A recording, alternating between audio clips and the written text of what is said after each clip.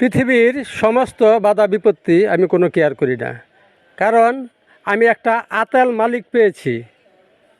যেমন ধরুন, এখন আমার ক্যাট ফুড খেতে মনে চেয়েছে, তাই আমার আতেল মালিকের পিছে 1 ঘন্টা ঘুর করে করলাম, কিন্তু সে ক্যাট ফুড খেতে দিচ্ছে না। তারপরে মনে একটি কুবুদ্ধি আসলো, যেটা আমি প্রতিনিয়তই করে থাকি। মরার ভ্যাগ ধরে বিছানায় পড়ে রইলাম, আর আমার ওই আতেল মালিক আমি মারা যাচ্ছি ভেবে দৌড়িয়ে দিক বেদিক থেকে ক্যাট ফুডের বয়ম আনার জন্য ছুটে যাচ্ছে, আর আমি তাকিতুকি করে দেখছি। এইভাবেই তাকে আমি প্রতিনিয়ত ফিটিং দিই। এখন আপনাদের মনে প্রশ্ন জাগতে পারে, আতেল আবার কি?